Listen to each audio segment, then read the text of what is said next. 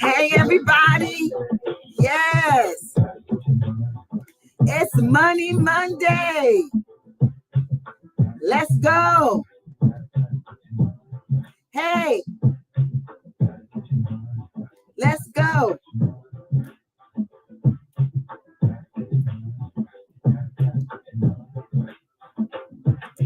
Money Monday. Money Monday. Money Monday. Money Monday. Gotta get your money right. What's up, y'all? Come on, like and share. Come on. Money Monday. Money Monday. Money Monday.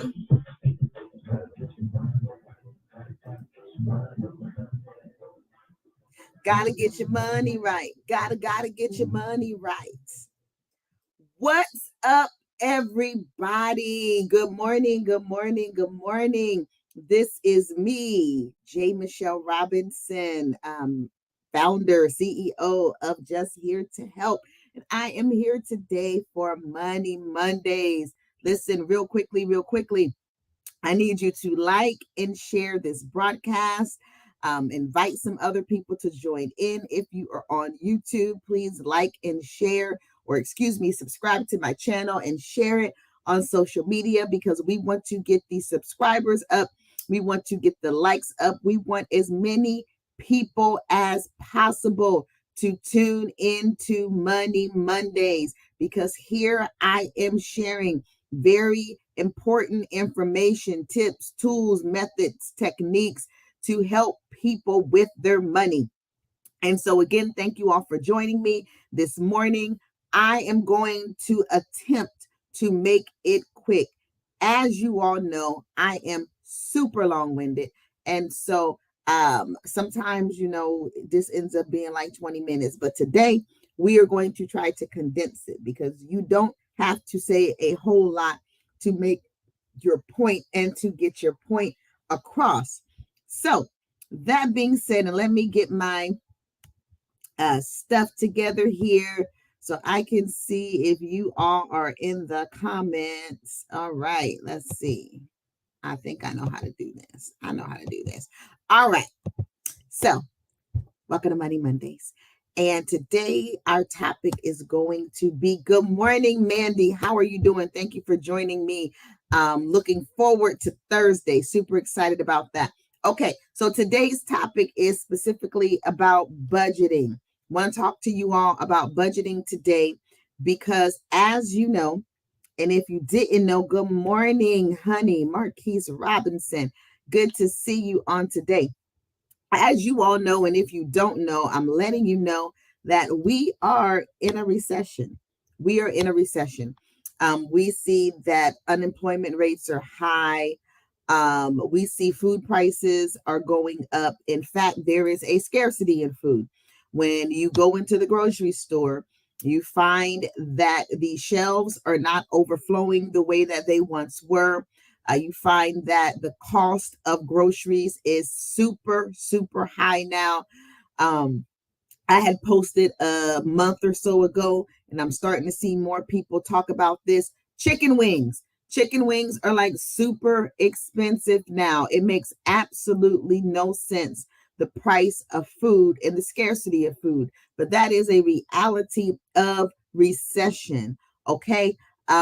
We see that gas prices, oh my goodness, I am here in the state of Washington, and gas prices are well over $5 a gallon.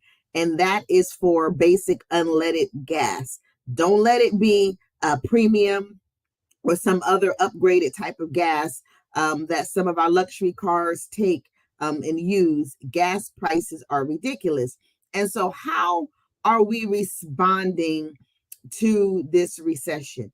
And honestly, when we talk about budgeting is something that we should implement into our financial way of doing things, and whether we're in a recession or not, whether you have an abundance of money or whether you don't have an abundance of money, budgeting should always be a practice.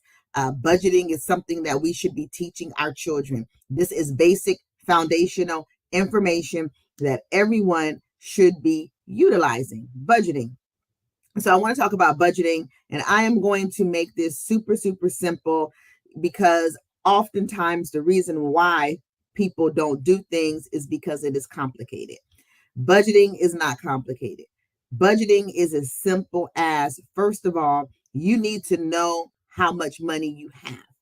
If you get paid on a weekly basis, you need to identify and know how much money, how much income you're bringing in on a weekly basis. If it's bi-weekly, you look at it from a bi-weekly perspective. If it's once a month, monthly, you look at it from a monthly perspective. You need to have a projection. For the most part, for people who work a 9 to 5, you know how much money you're making, unless you're an hourly employee. Many people are salaried, so you already know how much money that you have that you're working with. Once you know how much money that you have, and you need to list that out, put that, document that.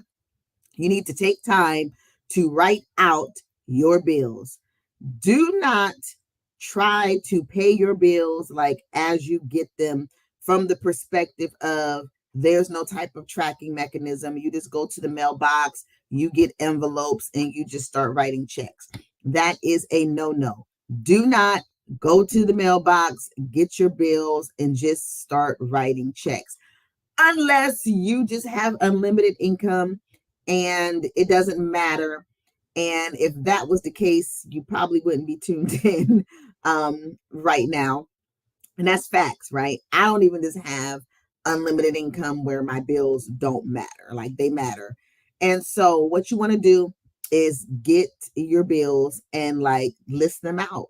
List them out, when they're due, and how much you have to pay for each one of those bills. Okay.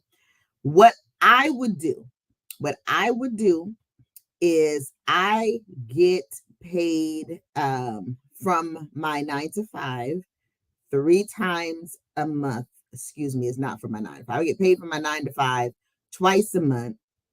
And then I have other income that comes in as well. And so the way that I do my budget is I basically break down all 3 of my pay periods. I have the amount of money that I'm making for all 3 pay periods. And then I break down my bills by pay period. That's how I do it. For every pay period, we talked about this a couple of weeks ago, I'm going to pay myself first. I'm going to get my tithes, I identify my tithes, and then I pay myself next. Okay.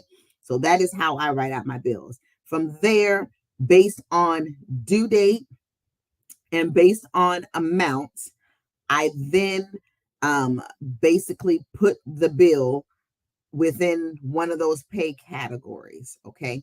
That's how I do that. Making sure that I don't have more bill than money. Okay. You don't want to have more bills than you have money. If you have more bills than you have money, then that is a problem. And you need to work with your people who you're paying bills to work out some type of plan or something like that. The next thing that I do with budgeting, so I determine how much money I make. I basically, strategically put my bills in different periods, pay periods.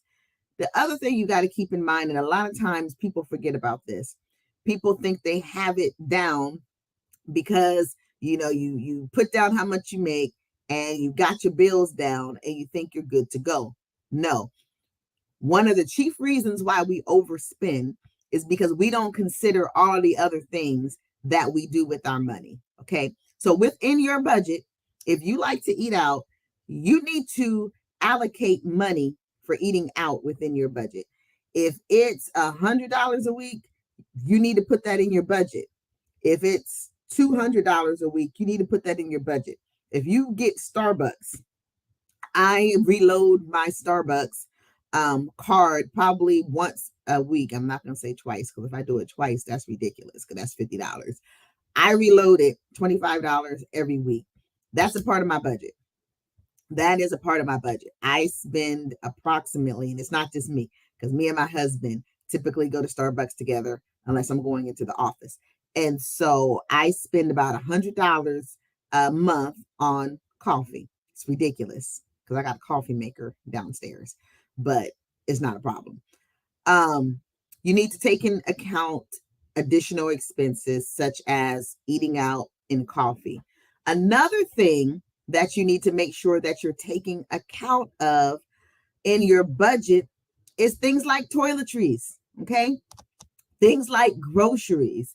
Again, it's not enough to just take into account your bills, because your money is going towards more than just bills. And so when you do your budgeting, yes, you need to make sure that if you are a tither, that you have your tithes first, that you pay yourself next, that you write your bills out next. But you also need to make sure included in that list is your grocery money. Money for toiletries, that's soap, deodorant, toothpaste, that type of stuff. You need to make sure that that is a part of your budget. And then if you go to the hairdresser and you get your hair done, if you go to the barber shop, if you go shopping, if you are a person who's going to, you're going to go to the mall or do whatever, or to the movies, recreational things, that stuff needs to be a part of your budget. Because I'm telling you, oftentimes it's those expenses that have people in the red. Because what's happening is people are just spending, and not tracking. You need to track your money. Get a money diary. I'm old school. I'm going to tell you this. People probably think I got some type of fancy spreadsheet that I use for budgeting and whatnot. No, I don't. Because for one thing, I'm not so strapped with money that I gotta do it down to the T like that. But this is what I use. Every week, the week, before I get paid, I have my little sticky note and I write out how much I'm getting paid, how much income that we are bringing into the house for that week. And then I write it out. And it says tithes and offering is the first thing on the list. Savings is the next thing on the list. Mortgage is the next thing on the list. Car and American Express, because I think that's about it.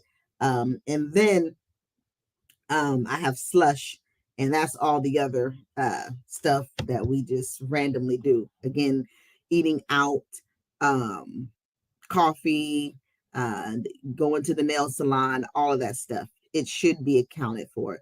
Don't catch your money by surprise. And yes, I said that the way I wanted to say it. And somebody put that in the comments. Don't catch your money by surprise, meaning don't do things, don't purchase things that your money is not prepared for and it's a surprise. Too often right now, I am seeing people overcharging their accounts. I'm seeing being in the store, seeing cards get declined. All kinds of different things are happening. And I believe that it's coming from people not truly, really knowing how much money they have to spend and not budgeting. And so let's just do a real quick replay of what I just said. You need to know how much money you're bringing in. That's the first step of creating a budget, knowing what you're bringing in. You need to know what you have going out. If you are a tither, if you are a giver, you need to make sure that you allocate money for your tithes, for your giving. You need to allocate money to pay yourself. You need to pay yourself 10% out of every time you get paid.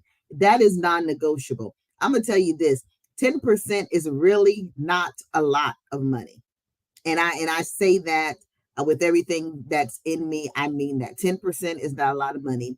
I cannot for the life of me understand why people struggle to give into, to sow tithes and offering, because 10% is not a lot of money. It's a dollar out of $10, a penny out of a dollar.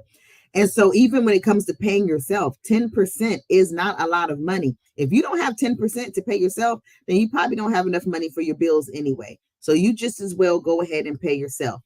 Identify how much money you have, give if you are a giver, pay yourself, then identify your bills. Your mandatory bills that need to be paid should be the next thing that happens after you pay yourself.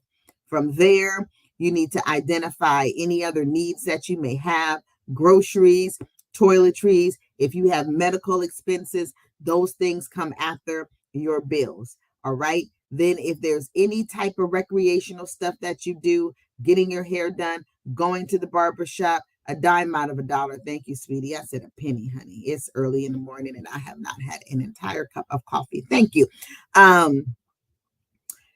If you get your hair done, if you go to the movies, if you go shopping, make sure that you include that in your budget. Okay. All right. Listen, I want to thank you all for joining me today for Money Mondays. Again, please like and share this on your social media platforms.